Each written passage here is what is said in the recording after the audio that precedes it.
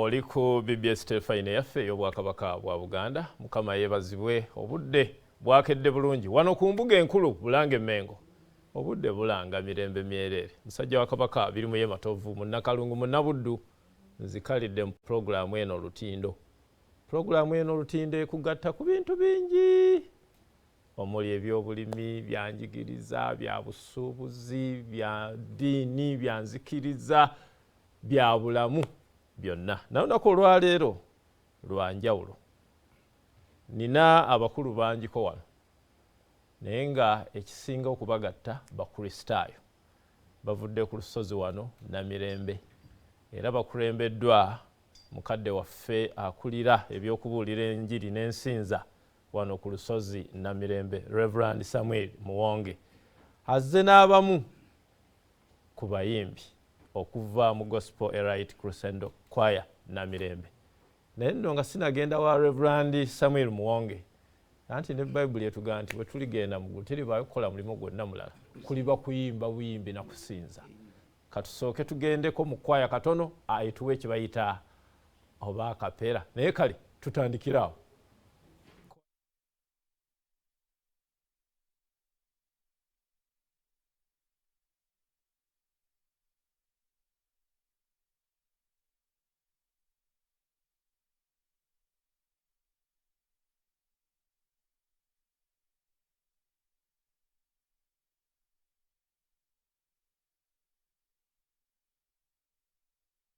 Mutima ewa fesi wala kuma jukira eri jetwavayo jukira abasigade kweko dala kumpi etuyisenga wakambwe kalenda wano kuma Yesu omusale wali kachibechi yetulina okusomoka wadde nyanja efukuse mugume ete muva mu lyato emitala tulengerayo wasigadde akaseera mpaweka abatambuze twesiime ekikukoyo kikiwumula mutima ewaffe si walaguma jukira eri gye twavayo jukira awasigadde kwekumpi tetuyisenga wakambwe kalenda wano guma Yesu omusale wali abatambuze ku nnyanja tulina okusomoozebwa kungi omuyaga w'amaanyi amayengo gantiisa ennyanja efuukuse okulemererwa kutuyinze mpulira nterebuka nemererwa memme yange bambi tozirika kakibe ki netulina okusomoka wadde ennyanja efuukuse etemuva mu lyato emitala tulengerayo wasigadde akaseera mpaweka abatambuze twesiime ekikukoyo kikiwumula mutima ewaffe si walaguma jukira eri gye twavayo jukira awasigadde kwekumpi tetuyisenga wakambwe kalenda wano guma Yesu omusale wali ebitunyiga bye bingi n'eryato nga bwe lyewuuba abalala beekyawa ne besuula mu nnyanja naye byasuubizibwa birifunwa bali abagumidde mu lyato tokigeza towanika nkasiyo tozirika kakibe ki yetulina okusomoka wadde ennyanja efuukuse mugume etemuva mu lyato emitala tulengerayo wasigadde akaseera mpaweka abatambuze twesiime ekikukoyo kikiwumula mutima ewaffe si walaguma jukira eri gye twavayo jukira awasigadde kwekumpi tetuyisenga wakambwe kalenda wano guma Yesu omusale wali ebituzitoya mu lyato tulina okumalirira tubisuule okugeza buno obwenzi buno bulimba tube abalongoofu ekisigaddeyo tulina omusaala golomola talemwa ajja tutuusa bambi tozirika kakibe ki ye tulina okusomoka wadde ennyanja efuukuse mukume etemuva mu lyato emitala tulengerayo wasigadde akaseera mpaweka abatambuze twesimbe ekikukoye kikiwumula mutima ewaffe si walaguma jjukira erinja twavayo jjukira awasigadde kwekumpyi tetuyisenga wakambwe kalenda wano guma Yesu omusale wali. Weewaawo mu luyimba nkuttemu ekisinga okuba ekyenkizo titugumire mu lyato Yesu wali gye tugenda emitala tulengera Reverend buuza kuba twana abatuuliza mulungi atulaba ku BBS Terefayina nkulamusako nnyo mu linnya lya Mukama waffe Yesu Kristo. Nze Reverend Samuel Mwonge nvunaanyizibwa ku kubuulira njiri mulabizi w'e Namirembe olw'ekisa kya Katonda. Ndi mufumbo nawasa mukyala mukazi tulina n'abaana nolokoka mbulira njiri Mukama yeebazibwe Katonda yeebazibwe. Reverend iki ekikuleese embirombiro ne kwaya ekindeese embirombiro ne kwaya kwe kutemya ku bantu abali ku Terefayina nti Yesu yagabudde dda omanyi kibi nnyo okubanga emmere etuuse abantu ne batagirya oba ne bagisubwa. Nzize kubategeeza nti Yesu agabudde asoosotodde mu Cathedral Gardens e Namirembe. Ennaku z'omwezi 10 September ye Sunday okwosa enkya Yesu asoosotodde mu Cathedral Gardens e Namirembe. Era nga tugenda kuba n'olukuŋŋaana lw'enjiri eyitibwa Diocesan Convention. Mwabadde bajja bagobera Terefayina mu biro bino Sunday ey'okubiri mu September obulabizi bw'e Namirembe bubeera ne convention naye ey'omulundi guno yankizo nnyo kubanga omulabirizi Wilberforce Toluwalira atukubira kabaayi agamba nti aggwerayo nga bulijjo ate omanye ebyaffe ebyekkanisa toyinza kweyongezaayo wegiwerera wootemera kati egijje 65 giggwako ng'ennaku z'omwezi 8 Desemba kakati ng'ennaku z'omwezi 10 September okwosa enkya yagamba nti abantu bakatonda bajje batuleko wansi w'ebigere bya Mukama waffe Yesu tukole ki tunoonye ekkubo eryaffe eri abaana baffe eri ebintu byaffe. Abantu bano bwe bagenda okujja ku Sunday nga 10 kiki ekigenda okubeerawo ekisooka omulabizi w'e Namirembe okubeebaza olw'ebbanga lye tumaze naye ng'atuweereza ekyo kimu kati obanga oganyuddwa mu buweereza bwa Bishop Luwalira ku Sunday jangu mu Cathedral Gardens Katonda tumwebaze. Ekyokubiri agamba waliwo abantu nga ne kaakati bakyakaaba obwavu n'abala nga bagamba President jangu otuyambe President ayinza obutakuyamba kati ataddewo abakugu mu bulabirizi buno abagenda otuyigiriza okukola essente n'okuyiya essente okulaba nga tukaddiwa nga situkolima omukadde omwavu atama omukadde omwavu akaabya amaziga buli kiseera abakolima abaana bange tebanfaako kati ataddewo agenda otusomesa okukola ssente n'okutegeka obukadde kyokka ekyo nga kiri awo ataddewo olusisa lw'ebyobulamu tulina abasawo 100 nga bavudde mu malwaliro Mengo Case Clinic Mulago Nakasero n'amalwaliro agatwetolodde nga gazze number 1 okukebera endwadde wanga ogenda oluusi mu malwaliro abamu abantu tebalina ssente okebera kwa bwereere tugenda keberako okulaatawaanya abasajja kubanga oyo atutte bangi kaakati bakukebera ne bakuwa obujjanjabi owa mumwa n'abaana tugenda kebera ow'amabeere tugenda kebera TB tugenda kebera buno obuntawaanya mu luzungu hepatitis B tugenda kebera emisujja tugenda kebera infections tugenda infections zibonyaabonya abantu kyokka ezo zikeberwa ku bwereere n'abaana funa amakerenda ate abaana baddeyo ku masomero dewarming kati amasomero babagamba muleete baluwa z'abasawo kakati mujje Namirembe ku Sande olusesa lwa bwereere kati nga maze okukola ekyo bakebedde endwadde kituufu bagizudde endwadde yiyo bayibuli egamba tuyina Katonda omunene akola ebyamaanyi. Mu Yeremiya 3:3 agamba mpita nange nakuyitaba olyoka ojje wali ku mwaliiro tukusabire kubanga nze nzikiririza mu kusaba nti Katonda ayinza byonna era nnina obujulirwa obw'abantu bangi abadde n'endwadde abasabiddwa ne bawona. Mwababeere Namirembe wali buli wakubiri mulancha wa special Setaani ndeka mulabira ddala Katonda bwawonya abantu. Muganda wange Wengabi abantu bangi mweje musula mulotera ennyonyi kalina abamu basaba lota mmese omusota gw'obutolobojjo abafuba abo banoonya akati esimanye Enteekateeka amayembe amanene kati omulabiriza ataddewo omwaliro guno oli eyo ebintu bikubonyabonya olota kapa bafu mmese ebiwojjolo ate ngwa mu binnya ate simanya nzize mu pitu kati ku myaka gyo ana okudda mu pitu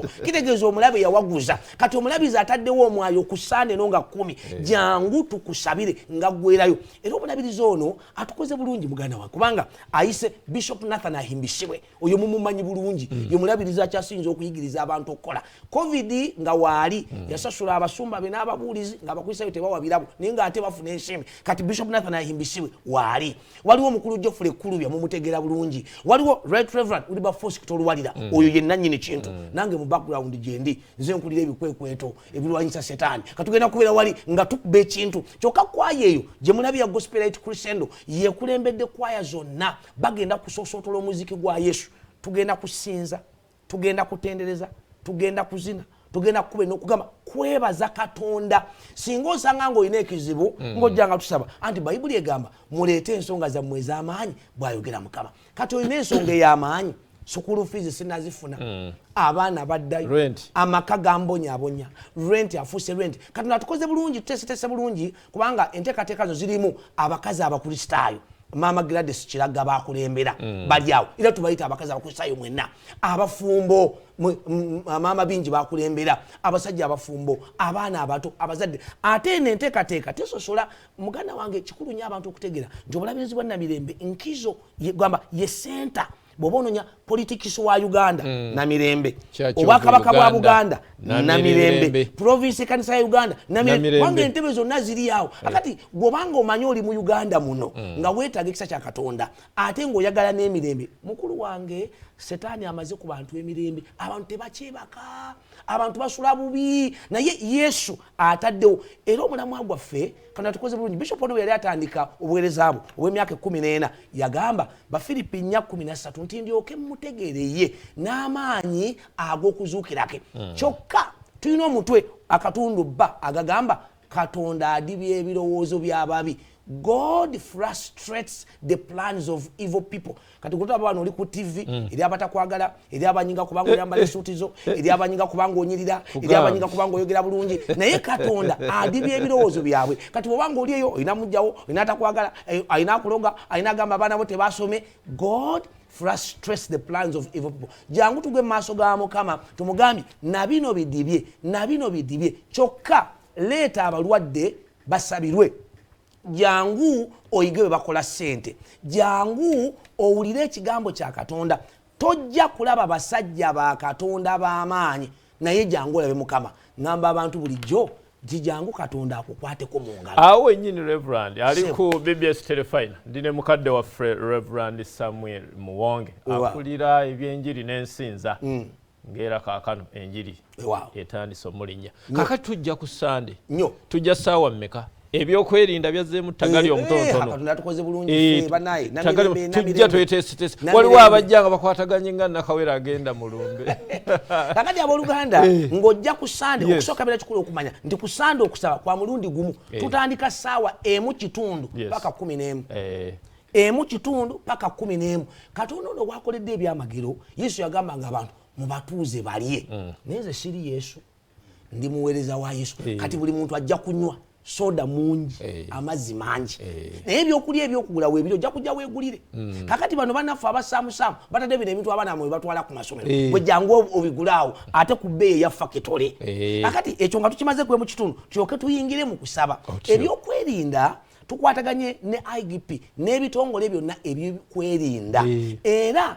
njagala otegeere security eri chef amajja ag'okuttaka ag'omu bbanga agalabika n'agatalabika weegali okusinga byonna omukuumi omukulu mukama waffe Yesu wali adi Bayibuli gamba bw'atakuuma kibuga abakuuma bakuumira bwere gwe jangu na Bayibuli yo jangu na peeni jangu ne notebook jangu n'omutwe gwo n'omwoyo gwo gwonna nga weeteeseteese kufuna Mukama kukukwatako mu ngalo. Omwaka oguwedde waliwo omukyala yajja mu convention nayagala Katonda kumuyamba. Amaze ebbanga lya myaka 10 mu bufumbo bawezezza emyaka 5 nga tebalina mwana. Katonda yeebazibwe omwaka oguwedde at 55 yazaala abalongo jangu olabe testimony. Amanya agokusaba. Sinadde eri kwaya. Nsaba nkwazika eddakiika emu n'ekitundu. Waliwo n'ennamba y'essimu ey'okukubako, waliwo ayala okuwaayo ekimu eky'ekkumi mu advance kikole mu nteekateeka. Ng'ofundikira mu ddakiika emu n'ekitundu. Mwebale kutulaba mbalinze ku Sande. Mukama wange omulabizi w'obulabizi Namirembe, the right reverend Wilberforce Kitolwaira abayita ku Sande nga 10 essaawa emu n'ekitundu paka 11. Oyagala kumanya kisinga ku ekyo 0 musanvu mwenda 3 5 mu 5 21 musanvu mwenda 3 5 mu 5 21 eri mmanya ga Samwiri muwonge naye nkubiraako byakusaba nakumbuza lukuŋŋaana lwanjiri olwa convention ey'oku Sande saawa emu kitundu paka 11 mpozi nakano sikakugambye nti omulabirizi nga ggwereyo Katonda atukoze bulungi kubanga olwaliro tulinayo n'embaga ezaawamu emigogo 35 gigattibwa mu Lutikko Namirembe bwerere Jesus has paid it all. Amina. Reverend kankusibule. Amina. Ngendika ate eri kwaya. Kasito batanze nga nkusabira omukisa kubanga ogwetaaga. Amina. Naye kaakano ngusabire ddala. Katusabe. Amina. Katonda wa Isaaka Yakobo ne Ibrahim Katonda nkwebaza olwa muganda wange ono nkwebaza olwa Terefayina eno nkwebaza olwa Ssaabasajja Kabaka wa Buganda nkwebaza olwa abalangira n'abambejja nkwebaza olwa bannayuganda Mukama wange Yesu mu nsi ejjudde omuyaga n'amayingu oteereddewo omwaliro gwa convention ku Sande nsaba boonooleeta obawo omukisa abanajja nga bazitoweredde obatikkule abakaba amaziga osangula amaziga gaabwe abalina bizinesi eziziŋŋamye Mukama zizeemu obulamu kale abooluganda abatwala ku Terefayina emirembe gya Katonda ekisinga okutegeera kuna kikuwa amagezi gammwe bulijjo muleme okuva mu kumanya Katonda n'okwagala omwana omeka Yesu Kristo Mukama waffe era n'omukisa Katonda ayinza byonna Kitaffe omwana n'omwoyo mutukuvu gubeere ku Ssaabasajja Kabaka wa Buganda ne maama gubeere ku balangira n'abambejja gubeere ku muganda wange n'akulembeza programu gubeere ku basponsa baffe bonna gubeere ku lukuŋŋaana lw'oku Sande buli anajja aweebwa omukisa leero ne bulijjo emirembe n'emirembe. Weewaawo kanzira eri kwaya etutwale mu kitundu ekifundikira.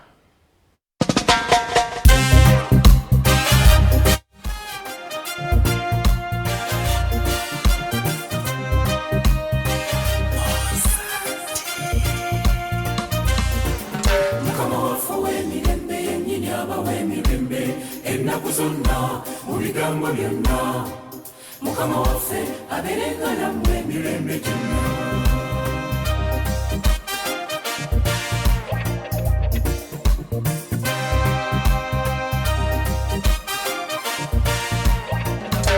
Ensi erimu ennaku okukaaba n'okwazirana temuliwenkanya naweesigwa abantu bakukotoggera baagaliza bawakusiba ntalo banyuma tabangufu bakulanga bwemagere balina ettima amalala n'obukyayi naye Mukama waffe yatugamba situgume kuba yawangula ensi emirembe gya Katonda ekisinga okutegeera kiratukuumanga emitima gyaffe. Emirembe tutwale emirembe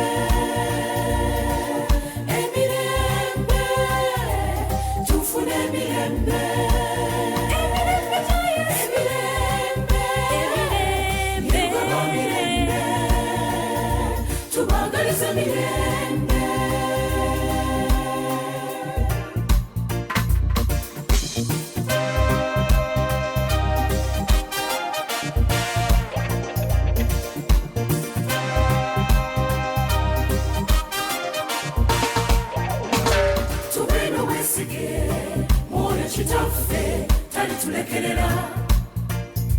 Katonda w'emirembe alimalawo ennaku abalabe balijugumira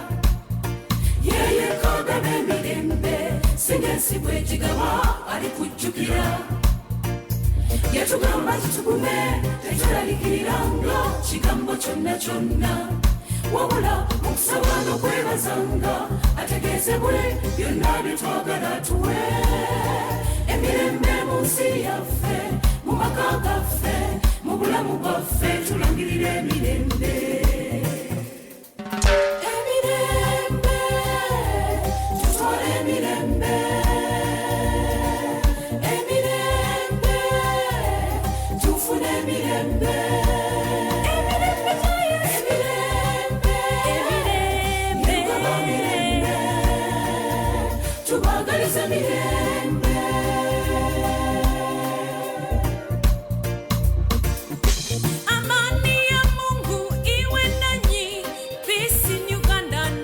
Mashariki, peace in Africa, Mama Africa, we pray for peace all over the world. Twagala mirembe, tunonya mirembe,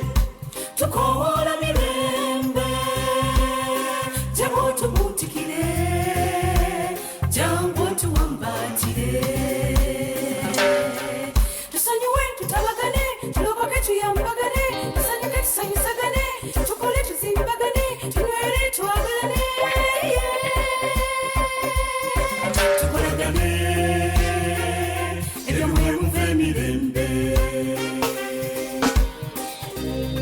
Gospel Elite Crescendo Choir for peace.